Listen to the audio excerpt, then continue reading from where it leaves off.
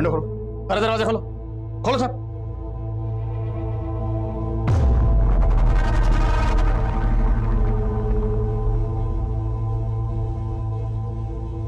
तो gas cylinder का knob तो ऑन है, शायद गैस खत्म होने की वजह से दोनों बॉडीज पूरी तरह से जल नहीं पाई। बहुत ही ब्रूटल मर्डर सर, दोनों के हाथ पैर बांधे गए।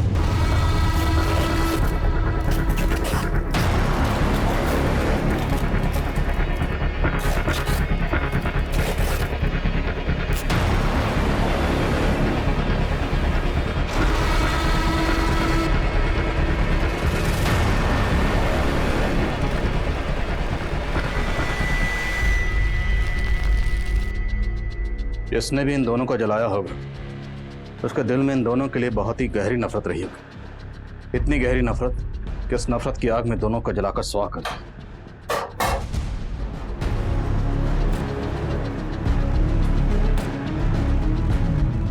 इसकी वजह से मेरे भाई की जिंदगी बर्बाद हो गई, इसका भी यही हश्र होना था।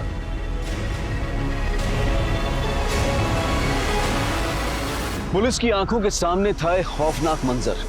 एक औरत और एक आदमी की निर्मम तरीके से हत्या की गई थी। इतनी बर्बरता, इतनी अमानवीय तरीके से हत्या की गई थी कि पुलिस के लिए भी यह दृश्य बचाना आसान नहीं था।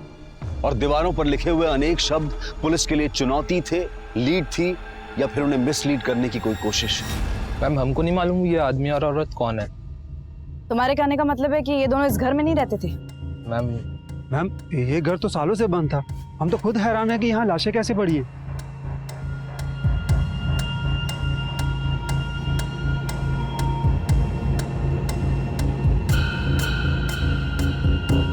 आप लोग बोल रहे हैं कि ये घर सालों से बंद है, लेकिन यहाँ का सामान देखकर तो ऐसा लग रहा है कि यहाँ सिर्फ आदमी औरत ही नहीं बल्कि कोई बच्चा भी रहता होगा। मैम हमें इसके बारे में कुछ नहीं पता, और वैसे भी घर हमारी कॉलोनी से बहुत दूर है। अब यहाँ पे कौन आया, कब आया, कैसे आया, मैम इसके बारे में हमें कुछ भी नहीं पता। कमाल, पूरे मोहल्ले में कोई नहीं जानता यहाँ कौन रहता था? सर मुझे तो लग रहा है ये लोग कुछ छुपा रहे हैं। तो पूरा मोहल्ला कुछ क्यों छुपाएगा? पता करो, इस घर का मालिक कोई और है या ये दोनों इस घर के मालिक?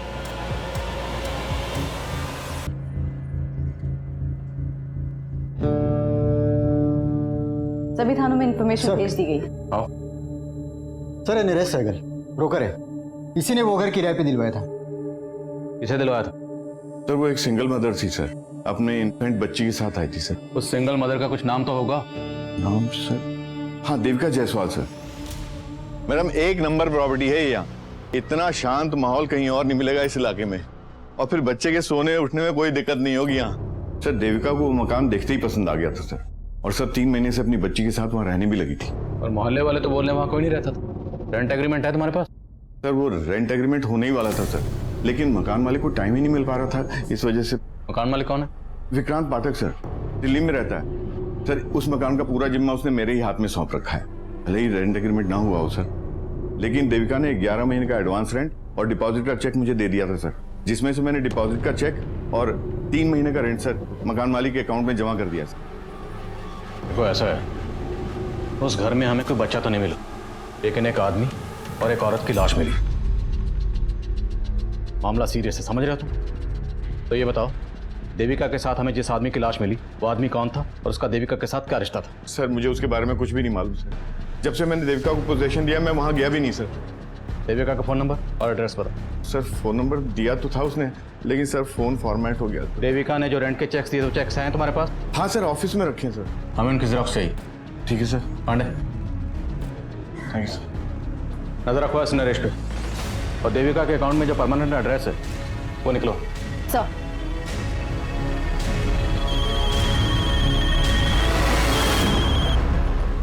हाँ बोलो यादव।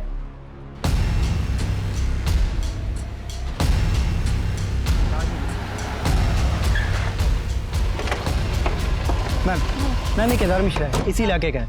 ये उस घर के बारे में कुछ बता रहा था जहाँ पे उस औरत और मर्द की लाशें मिली। मैम कुछ समय पहले जब मैं उस घर के पास से गुजर रहा था तो मैंने देखा कि उस घर के मालिक मिस्टर पाठक और कुछ लोग मिलकर उस घर के पीछे की तरफ गड्ढा खोदकर कुछ तो गाड़ रहे हैं। क्या गाड़ रहे? एक बड़ा सा मोटा सा बोरा था, उस बोरे में क्या था मुझे पता नहीं, लेकिन खून के धब्बे लगे हुए। उस घटना के बाद किसी को उस घर में देखा था? मतलब ये जो मर्द और औरत की लाश मिली है, क्या उनमें से किसी को देखा था? नहीं मैडम, मैंने उस घटना के बाद किसी को नहीं देखा।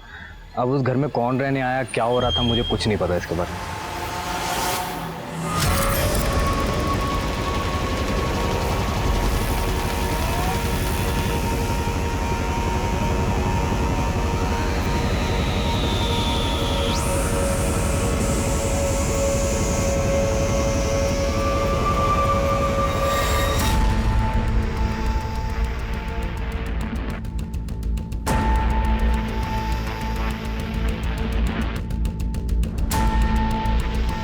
तो यही वो जगह है जहाँ केदार ने बोरे को गाड़ते हुए देखा था, लेकिन अभी तक कुछ मिला नहीं।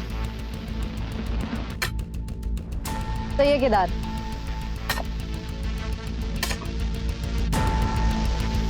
एक मिनट रुक। ओके,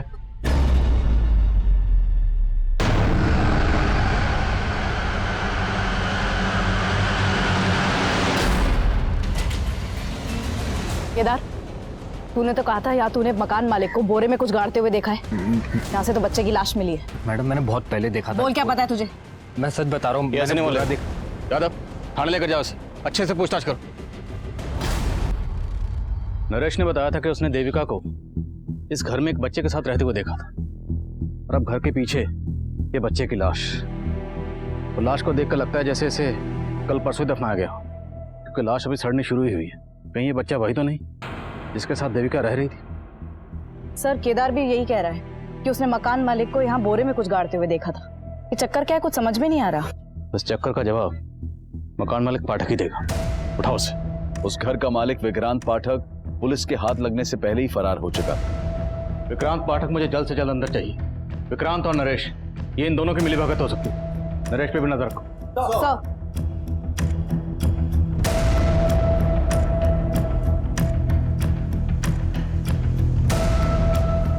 पुलिस विक्रांत को ढूंढने में जुट गई थी। वहीं देविका द्वारा इशू किए गए रेंट चेक्स के जरिए देविका के बैंक अकाउंट की डिटेल सामने आई। सर, देविका की बैंक अकाउंट डिटेल्स में उसका मैरिटल स्टेटस मैरिड था, लेकिन बैंक से उसके पति से जुड़ी कोई भी इंफॉर्मेशन नहीं मिली है। हाँ, परमानेंट एड्रेस जरूर मिला है। तो हो सकता है जिस आदमी की लाश हमें देविका के साथ मिली वो देविका का हस्बैंड हो और वो बच्ची देविका की बेटी। लेकिन सर, देविका ब्रोकर नरेश से झूठ क्यों बोलेगी कि वो सिंगल मदर थी? एड्रेस कहाँ का है?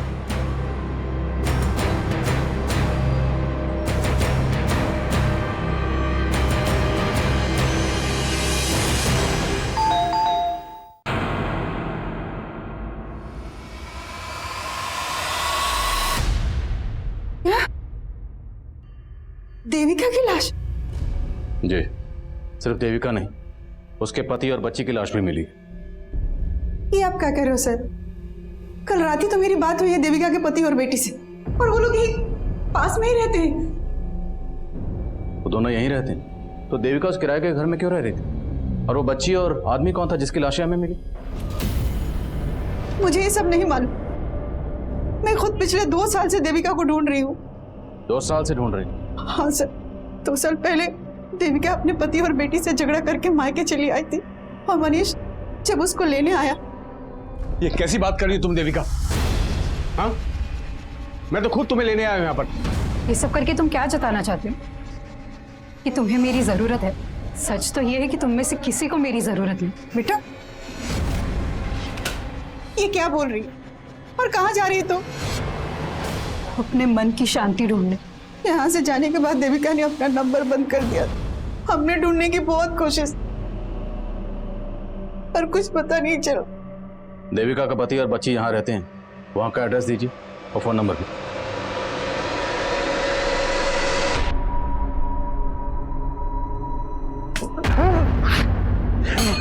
क्या बात है? आप यहाँ पर आराम से सो रहे हो और वहाँ मम्मा, आप मम्मा को वापस कब लेकर आ रहे हो?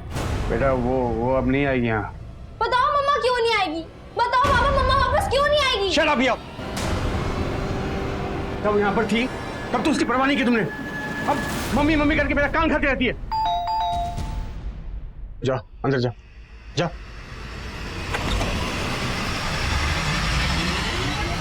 क्या? देविका की लाश? बहुत ही गहरी नफरत निकाली गई। देविका के हाथ पैर बांधकर उसे चूल्हे पर जलाया।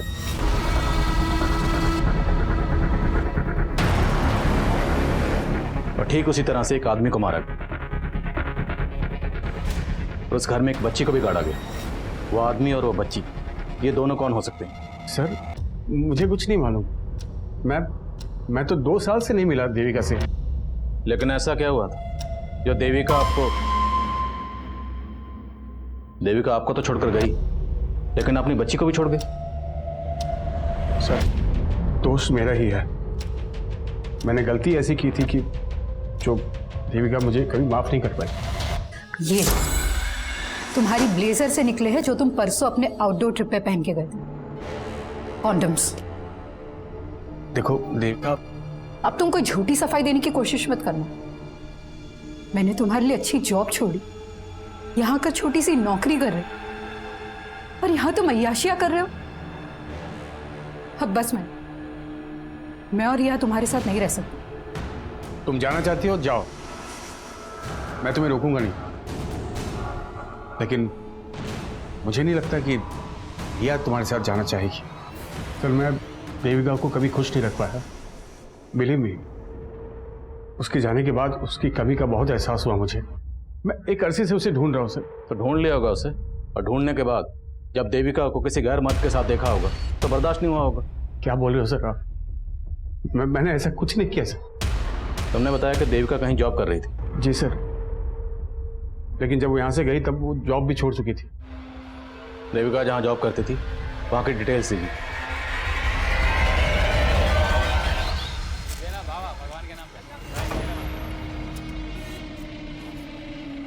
Keep the change. सेठ भगवान के नाम पे कुछ दो ना सेठ।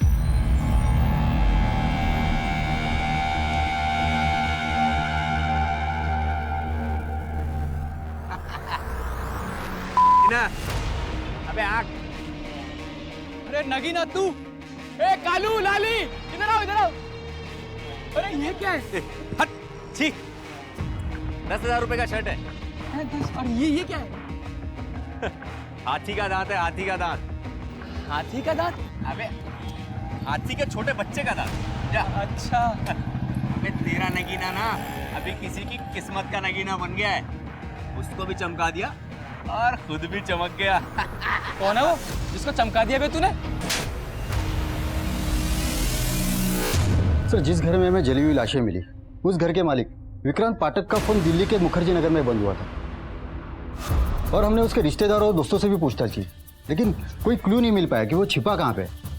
मकान मालिक और किराएदार के अलावा पाठक और देविका के बीच में कोई और कनेक्शन? सर फिलहाल ऐसा कोई कनेक्शन सामने नहीं आया, और ना ये पता चल पाया कि दूसरी जली हुई लाश किस आदमी की है। लेकिन देविका के बैंक अकाउंट से कोई ना कोई फ़ोन नंबर तो लिंक होगा। उस नंबर की डिटेल्स निकला, शायद कोई क्लू मिले।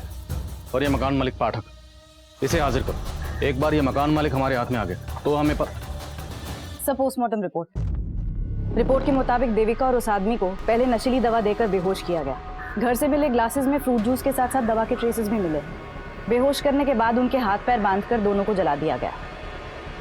बच्ची की मौत धुएं से सफोकेशन की वजह से हुई। मरने के बाद उसे गाड़ा गया। एक मर्द, एक औरत और एक बच्ची, देखने में तो फैमिली लगती है, पर ये फैमिली थी या नहीं थी इसके लिए इन तीनों का डीएनए टेस्ट करवाना हो। पर मारने से पहले इन दोनों को जूस में बेहोशी की दवा पिलाई गई, तो मतलब साफ ये काम किसी जान पहचान वाले का ही है। अब ये जान पहचान वाला या तो देविका की पहचान का होगा या उस आदमी की। देविका की पर्सनल और प्रोफेशनल लाइफ के बारे में जानते, देविका के नोएडा वाले ऑफिस में चलते। ये हमारे नगीना ने बनवाया है। देखो ये भी कैसा है, पूरे 2 तोले का है और एकदम सच्ची सोने का है। हाँ, तुम्हारे नगीना को लाखों का कोई भीख दे गया है या लॉटरी लगा है? कोई लॉटरी नहीं लगा है, वो तो हमारे नगीने का दिमाग है। उसने बहुत बड़ी जुगत लगाई है। जुगत? हाँ। शांति बहन, हमको भी तो बताओ जुगत। किसी को बताना मत। वो ना शहर गया था तो वहाँ पे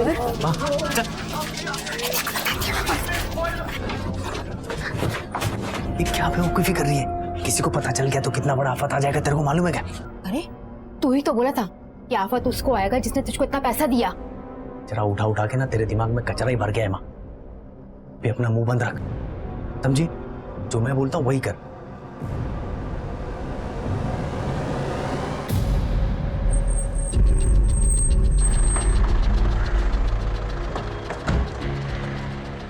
सर देविका तो 2 साल पहले ही यहाँ से रिजाइन करके चली गई थी। 2 साल से मैं भी उसके कांटेक्ट में नहीं हूँ। मुझे बहुत हैरानी हो रही है कि उसकी इस तरीके से हत्या हो गई। सिर्फ देविका का ही नहीं, एक बच्ची और एक आदमी की लाश भी मिली। क्या देविका का यहाँ किसी के साथ अफेयर था? मैम, देविका का किसी से अफेयर हो ही नहीं सकता। वो तो खुद अपने पति से परेशान रहती थी। उसने तुम्हें अपने पति के बारे में कुछ बताया था? देविका का पति गोरखपुर में एक सेल्समैन की नौकरी करता था और 3 साल पहले वो नोएडा में शिफ्ट हुए थे, पर देविका उनके साथ नहीं आना चाहती थी। क्यों? क्योंकि देविका बहुत ही क्वालिफाइड थी मैम, और वो गोरखपुर में एक एरोस्ट्रेस इंस्टीट्यूट में ग्रूमिंग इंस्ट्रक्टर का जॉब करती थी। लेकिन फैमिली के लिए वो यहाँ आ गई और रिसेप्शनिस्ट का जॉब कर रही थी। लेकिन इतने सब सैक्रिफाइस के बाद भी ना उसका पति उसे इम्पोर्टेंस देता था और ना उसकी बेटी उसे समझती थी।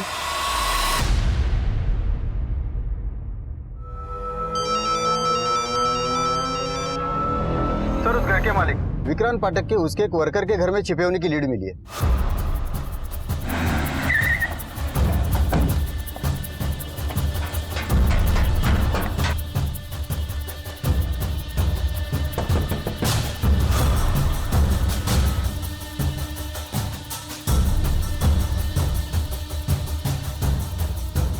साहब, देविका और उसके बच्चे से मैं आज तक नहीं मिला, और फिर अपने किराएदार को मरवा के क्या मिलेगा मुझे? एक चश्मदीद ने उसी घर के पिछले हिस्से में तुझे गड्ढा खोदते हुए देखा। वो तो 3 महीने पुरानी बात है साहब। 3 महीने पहले?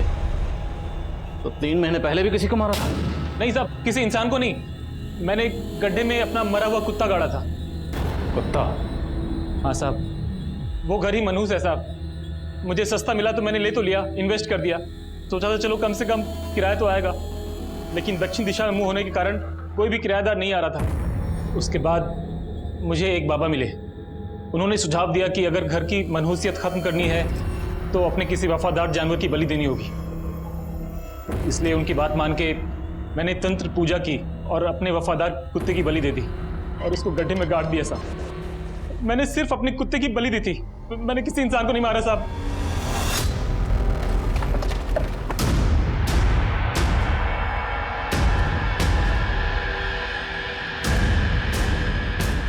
तो मैंने यहीं पे गाड़ा था।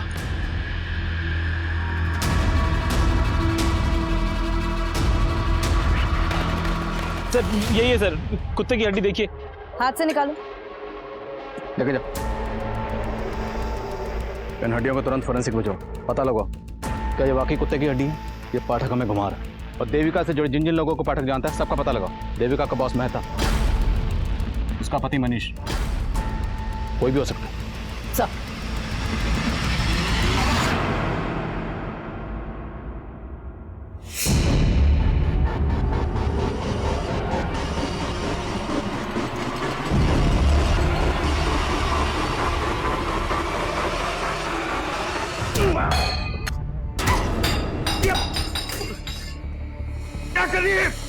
क्या करी तू? आपने मारा ना मेरी मम्मी को, इसलिए उस दिन बोल रहे थे ना कि मम्मा वापस नहीं आएगी। तू आपको मैं छोड़ूंगी नहीं। रिया! रिया! तू क्या करी है? मैं आपको छोड़ूंगी नहीं पापा। तेरी हरकतें मैं अभी ठीक करता हूँ, अभी ठीक करता हूँ। चुप कर। आपने मेरी मम्मी को मारा है। मैंने नहीं मारा। मैं आपके सामने आपको एक्सपोज कर दूंगी। खोलो पापा, यू आर अ किलर। यहीं अंदर पड़ी रह तू। चुप कर, एकदम चुप चुप।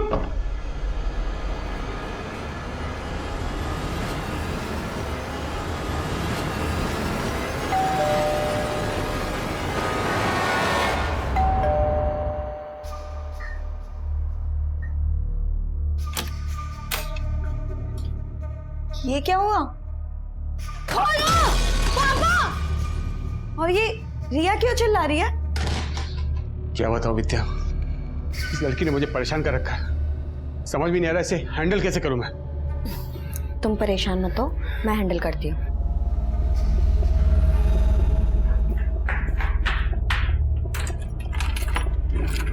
रिया?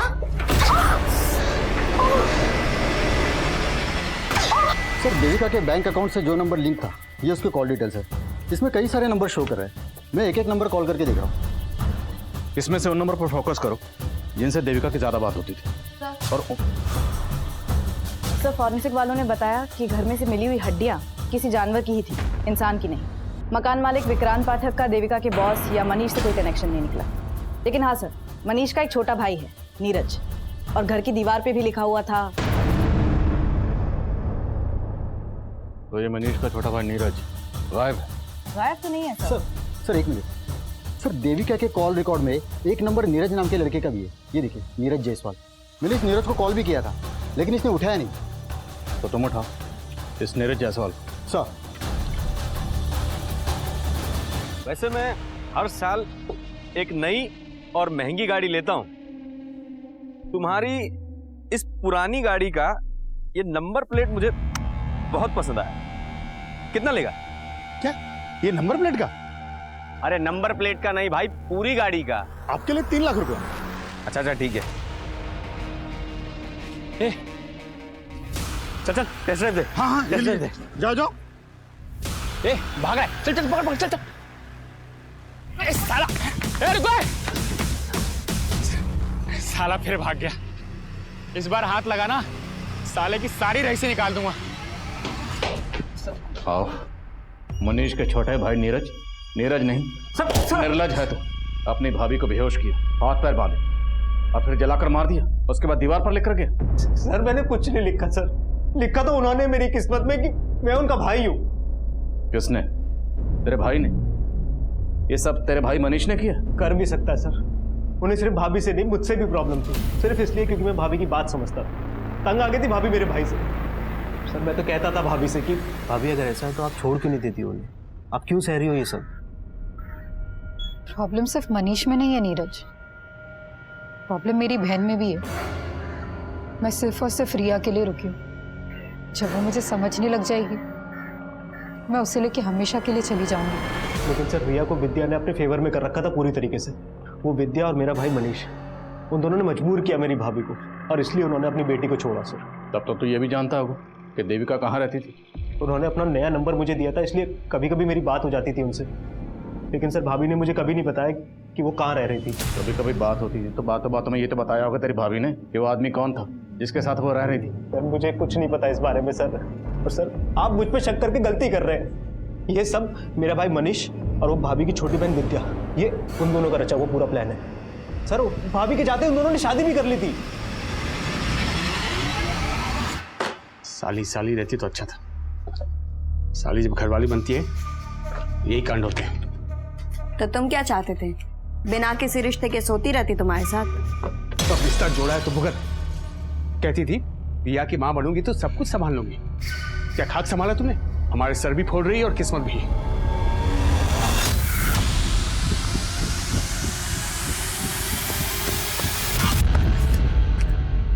नहीं।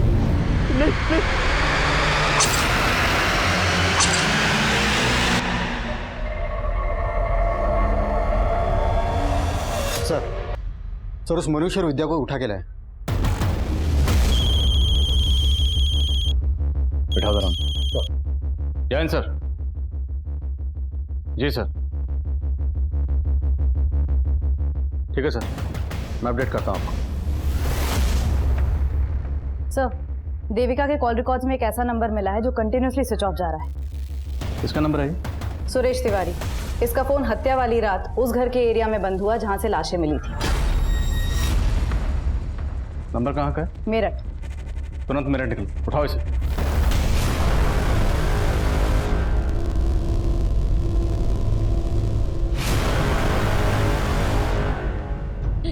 नहीं सुरेश जी छोड़िए उसको। नहीं हर्षा, हमारे पास अभी कोई चारा नहीं बचा हर्षा। वो आदमी हमें जीने नहीं देगा। हम उसका टॉर्चर सह के नहीं, हम इस रस्सी पे लटक कर मर जाएंगे। सुरेश जी मेरी बात तो सुनिए। अगर आप चले गए तो हम दोनों का क्या होगा? हर्षा मुझे पता है कि हमने साथ जीने मरने की कसम खाई थी, लेकिन हम साथ जी नहीं सकते तो कम से कम साथ मर तो सकते हैं। हम नहीं मर सकते। ठीक है।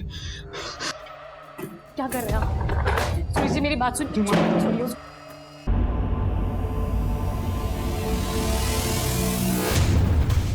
सर आप ऐसे कैसे हमें उठा कर ले आए? जैसे तू लेकर आया अपनी साली को अपनी जिंदगी में। जीजा साली से बन गए मियाँ बीवी। फिर आखिर ऐसा क्या हुआ कि नौबत एक दूसरे का सर फोड़ने तक आ गई?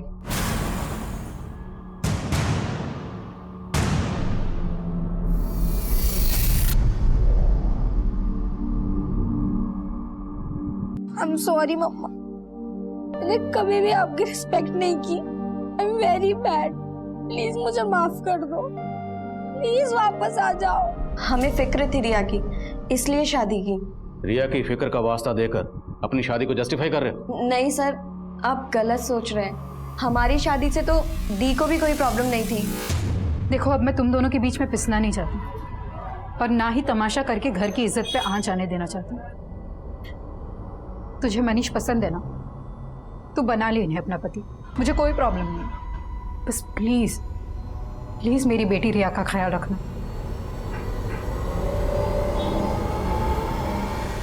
और अचानक से खुद से कहीं चली गई। अचानक से चली गई या तुम दोनों ने इसे जाने के लिए मजबूर कर दी? सर, हम मानते हैं कि हमसे भूल जरूर हुई है, और इस आदमी से शादी करके तो मैं भी दीदी की तरह पछता रही हूँ। क्या? पर पछता तो मैं रहा हूं सर, इससे शादी करके। और रिया भी तुम्हें मां बनाए कभी खुश नहीं रही, इसने हम सबकी जिंदगी बर्बाद कर दी सर। जिंदगी तो तुमने हमारी बर्बाद की। चुप! जिस कांड के बारे में पूछ रहा हूं ना, उसके बारे में बात करो। कैसा कांड सर? मैंने कोई कांड नहीं किया सर, मैं तो रिया की खुशी के लिए जेन्युइनली देविका को ढूंढ रहा था। तुम देविका को ढूंढ रहे थे और तुम्हारा छोटा भाई नीरज और लगातार देविका के टच में था। क्या? तेरी नौटंकी तेरे घर पे देख चुका हूँ। बोल, तेरी बीवी देविका के साथ जो आदमी रहता था वो कौन था, और वो बच्ची कौन थी जिसकी लाश हमें मिली? उन दोनों का देविका के साथ क्या ताल्लुक था? क्यों मारा उन दोनों को? क्या आदमी? कौन आदमी? आप क्या बोल रहे हैं सर? मैं किसी आदमी को नहीं जानता, और मुझे तो अभी मालूम पड़ा कि मेरा भाई नीरज देविका के टच में था। हाँ सर, ये सच बोल रहे हैं, हम लोगों को इस बारे में कुछ नहीं मालूम था। सर मुझे तो लग रहा है अगर ये मनीष और विद्या का, तो इसमें मनीष ने अपने भाई नीरज को फंसाने के लिए प्लान किया होगा और दीवार पे वो सब लिख दिया होगा। लेकिन मनीष अपने छोटे भाई नीरज को क्यों फंसाएगा? क्या उसे ये शक था कि उसके छोटे भाई का उसकी बीवी के साथ? बोलो। सर, सुरेश 2 साल से गायब है। और 2 साल से गायब? हाँ सर, सुरेश यहाँ अपनी पत्नी हर्षा और एक बच्चे के साथ रहता था। हर्षा तो यहाँ नहीं है। पता चला है कि सुरेश मेरठ में जल विभाग में क्लर्क था। अगर ये सुरेश 2 साल से गायब है, तो इस सुरेश के नाम पर जो मोबाइल नंबर रजिस्टर्ड है, उस नंबर से देविका को कॉल कौन करता था?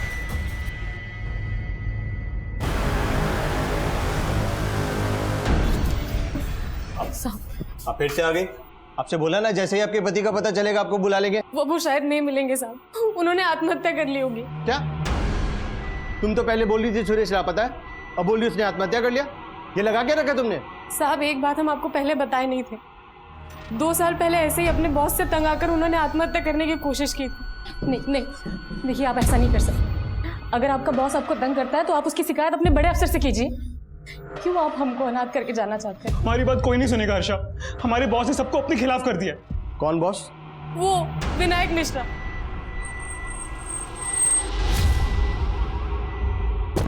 हाँ मैडम, सुरेश यहाँ मेरे अंडर में ही काम करता था, लेकिन 2 साल पहले वो अचानक से गायब हो गया। गायब हो गया? कहाँ गायब हो गया? दरअसल सुरेश एक नंबर का करप्ट आदमी था, रिश्वत ले लेके उसने बहुत गबन की, और मुझे तो लगता है वो इसीलिए गायब हुआ है। एक तरफ सुरेश तिवारी का बॉस विनायक मिश्रा पुलिस को यह बता रहा था कि सुरेश जल विभाग में गबन करके पिछले 2 साल से गायब हुआ था। वहीं दूसरी तरफ सुरेश की बीवी हर्षा ने एक दूसरे पुलिस स्टेशन में सुरेश की मिसिंग रिपोर्ट फाइल की थी, और वो ये कह रही थी कि सुरेश ने आत्महत्या कर ली होगी।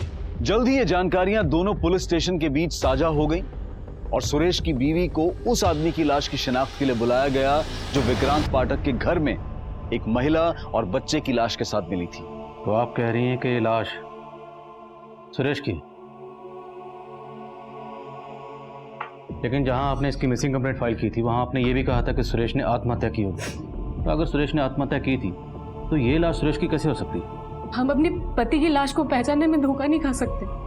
पर विनायक तो ये कह रहा है कि सुरेश गबन और रिश्वत लेकर भागा। झूठ बोल रहा है वो, वही फंसा रहा था सुरेश जी को। एक काम ढंग से होता नहीं तुमसे। सर, पर हमारी गलती क्या है तो बताइए। विनायक बहुत नीचा दिखाता था सुरेश जी को, सारे स्टाफ के बीच में डांट देता। साहब, विनायक इसी ताक में रहता था कि कब वो सुरेश जी को काम से निकलवा दे और अपने एक रिश्तेदार को रख लिया। और साहब सुरेश जी से एक गलती भी हो गई थी, उसी का फायदा उठा के उनके ऊपर रिश्वत लेने का और गबन का इल्जाम लगा दी। तो सुरेश से आखिर ऐसी क्या गलती हुई थी? साहब इन्होंने आत्महत्या तो नहीं की थी, लेकिन उससे पहले विनायक को एक सुसाइड लेटर मेल कर दिया था। मैडम वो कुछ मरना वरना नहीं चाहता था, वो मुझको ब्लैकमेल करना चाहता था, वो ईमेल करके। मैं अपने बॉस विनायक की वजह से आत्महत्या कर रहा हूँ? मेरी मौत का जिम्मेदार मेरा बॉस विनायक है। मैडम उसका ईमेल पढ़ के मैं बहुत डर गया था, और अगले पल देखा वो ऑफिस में था।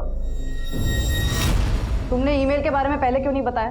मैडम जब से पता लगा वो गायब हो गया है, मुझे डर था कि वो ईमेल किसी के हाथ ना लग जाए। डर इसलिए गए थे क्योंकि उसकी हत्या में तुम्हारा हाथ है। मैडम मैं सच कह, उसके साथ एक औरत देविका का भी मर्डर हुआ और इसकी बच्ची का भी। तुमने ही किया है ना? मैडम मैं सच कह रहा हूँ, मैं इनको जानता भी नहीं हूँ। आप कह रही हैं कि आप इस देविका को नहीं जानते, पर यह दावा कर रही हैं कि इस देविका के साथ हमें जिस आदमी की लाश मिली वो आपके पति सुरेश की लाश है। तो अचानक 2 साल बाद आप अपने पति की आत्महत्या की खबर देने पुलिस स्टेशन क्यों गए? क्योंकि 2 साल से सुरेश जी हमारे संपर्क में थे। वो भागे जरूर थे 2 साल पहले विनायक से डर के, लेकिन बीच बीच में चोरी छिपे हमसे मिलने आया करते थे। फिर अचानक से उन्होंने घर आना बंद कर दिया। उन्होंने जो नया नंबर लिया था वो भी बंद आने लगा। बस इतना पता था कि वो यहाँ शहर में कहीं रहते हैं, तो इसलिए उन्हें ढूंढने आ गए, और जब वो नहीं मिले तो उनकी मिसिंग कंप्लेंट लिखा दी हमने। आपके सुरेश जी ने शायद घर आना इसलिए बंद कर दिया होगा क्योंकि सुरेश ने दूसरा घर बसा लिया था इस देविका के साथ। क्या बात कर रहे हैं साहब आप? वो सपने में भी हमें धोखा देने की नहीं सोच सकते।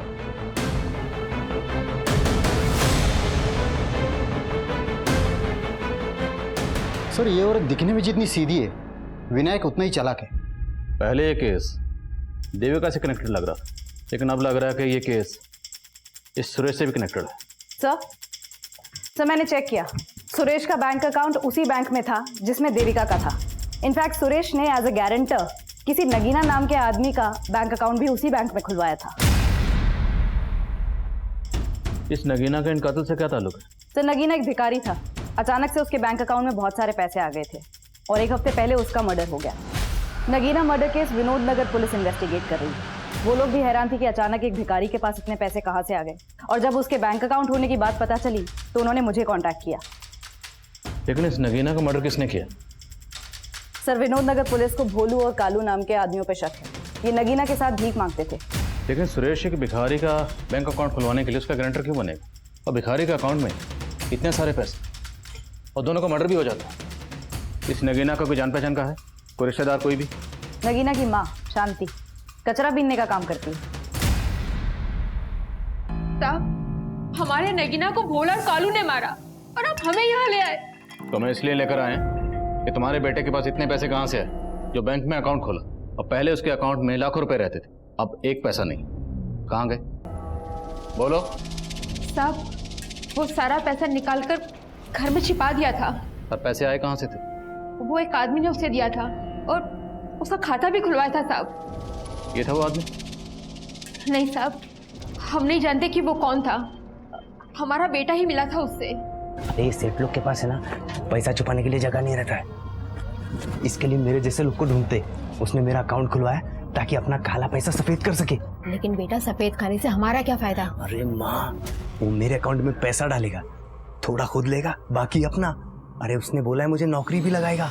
नगीना का किस्मत बदल गया था, तभी भोला और कालू से चिढ़ते थे, इसीलिए मार डाला उसको। अब आप हमें छोड़ दीजिए और उनको पकड़िए।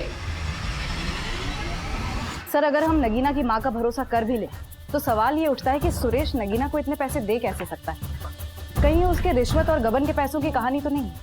लेकिन सुरेश मर चुका है, तो मुमकिन है ये पूरा का पूरा खेल कोई और ही खेल रहा, और हमें उस खिलाड़ी को ढूंढना है जिसने सुरेश के जरिए नगीना का बैंक अकाउंट खुलवाया। नगीना मर्डर केस सामने आने के बाद साजिश की कई गहरी परतें नजर आ रही थी, जिनके जवाब ढूंढने के लिए पुलिस ने कल्लू और भोलू की तलाश तेज कर दी, और पुलिस के खबरी नेटवर्क ने जल्द ही कल्लू और भोलू की मौजूदा ठिकाने का पता लगा लिया।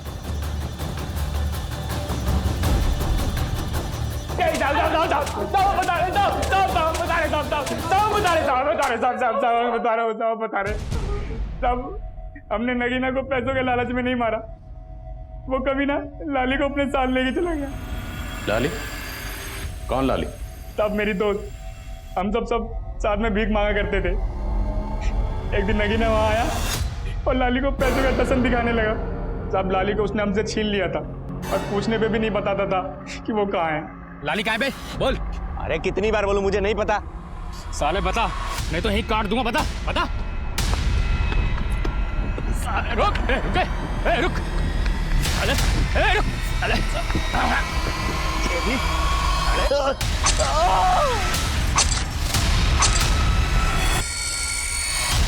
लाली का पता चला? नहीं साहब। देखो अगर माँ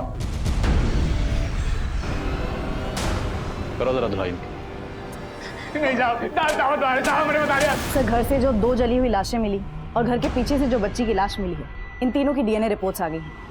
बहुत ही चौंकाने वाली रिपोर्ट्स हैं।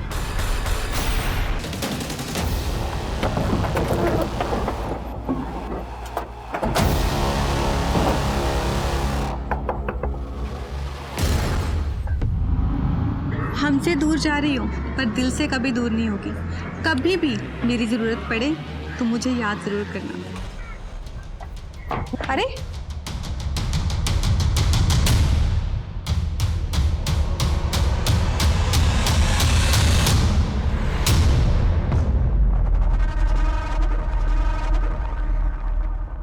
रिपोर्ट से पता चलता है कि बच्ची का डीएनए सुरेश के डीएनए से तो मैच करता है, पर देविका से नहीं। इसका मतलब वो डेड बॉडी देविका की नहीं है। मतलब ये सारा का सारा गेम देविका। नजरें मत झुकाओ, जो किया वो क्यों किया ये बताओ। मैं तो बस शांति की जिंदगी जीना चाहती थी, पति और बेटी का प्यार चाहती थी, लेकिन किसी ने मुझे नहीं समझा। मैं सबसे तंग आकर चली गई थी। कोई अच्छी सी नौकरी ढूंढ कर सेल्फ डिपेंडेंट बनना चाहती थी। और फिर एक दिन जॉब ढूंढते ढूंढते मेरी मुलाकात सुरेश से हुई। हम अच्छे दोस्त बन गए, साथ रहने लगे। लेकिन इसके बारे में मैंने अपने घर वाले से कुछ नहीं कहा। और तुम्हारा देवर नीरज, वो तो लगा था तुम्हारे टच में था। मैं उसके कांटेक्ट में थी, लेकिन सिर्फ इसलिए क्योंकि मैं जानना चाहती थी कि वहां क्या हो रहा था। और जब पता चला कि मनीष ने सच में विद्या से शादी कर ली, तो मैंने भी सुरेश से शादी कर ली। मैं एयर होस्टेसेस को ग्रूमिंग करने के लिए ऑनलाइन टीचिंग का जॉब कर रही थी। अच्छे खासे पैसे भी कमा लेती थी। लेकिन सुरेश कुछ नहीं कर पा रहा था। उल्टा वो तो मुझसे पैसे लेकर अपनी बीवी को भेजता था। इसलिए उसे छोड़कर अपनी बेटी के साथ उस घर में रहने चली गई। लेकिन वो मुझे ढूंढता हुआ वहां भी आ गया और कहने लगा, देविका ये बेटी मेरी भी है। ये हमारे प्यार की निशानी है देविका। और मैं उस हर्षा से नहीं, मैं सिर्फ तुमसे प्यार करता हूँ। तुम ये सोचो कि मैंने उस हर्षा को छोड़ दिया है। मैंने फिर सुरेश को एक मौका दिया, लेकिन अभी भी उसकी नीयत मेरी कमाई पर ही थी। तुम टेंशन मत लो हर्षा, मैंने सब सेट कर दिया। बस कुछ ही दिनों की बात है, फिर हम वापस साथ रहेंगे। मुझे शक होने लगा कि वो मेरे साथ बहुत बड़ा गेम खेल रहा है। और उस दिन से मैंने उस पर नजर रखना शुरू किया। फिर एक दिन मैंने उसको एक भिखारी के साथ देखा। उसका हूबहू हुलिया अपने जैसा बनवा दिया। मैं उसका सारा प्लान समझ गई थी। वो उस भिखारी को मार के ये साबित करना चाहता था कि वो मेरे साथ मारा गया। सुरेश नगीना को मारना चाहता था? जी सर, पर मैंने उसका ही प्लान उस पर उल्टा चल दिया। फिर मैंने नगीना को पैसे का लालच देकर अपनी कदकाठी की लड़की का इंतजाम करने के लिए कहा। और नगीना भिखारन लाली को तुम्हारे पास लेकर आया। जी आपने अपना नाम नहीं बताया? जी मेरा नाम लालिमा। अच्छा, तुम नहीं ले रही हो? नहीं, मैंने अभी खाना खाया। लालिमा पियो ना।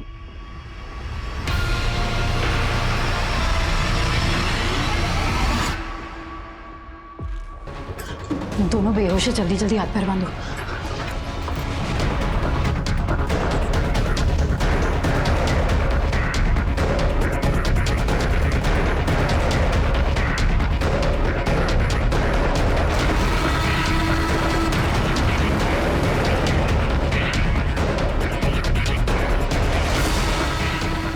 हमने उन्हें तो मार दी, लेकिन मुझे नहीं पता था कि उस धुएं में मेरी बेटी।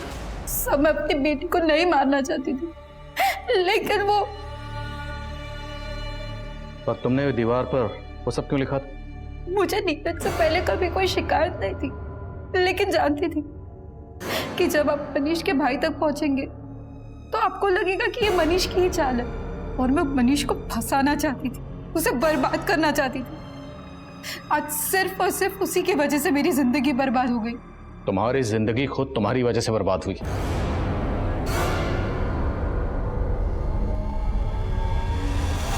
कहते हैं जहां चाह होती है वहीं राह होती है, लेकिन जो राह अपराध के द्वारा चुनी जाती है उस राह पर चलकर जिंदगी एक डेड एंड पर जाकर खत्म हो जाती है। अब मैं अनूप सोनी आपसे विदा लेता हूं, फिर मुलाकात होगी क्राइम पेट्रोल सतर्क के ब्लैक हेडलाइंस अध्याय में एक और नए केस के साथ। और याद रखें, क्राइम और आपके बीच में सिर्फ इतना फर्क है कि आप कितने सतर्क हैं। सतर्क रहें, सुरक्षित रहें। जय हिंद।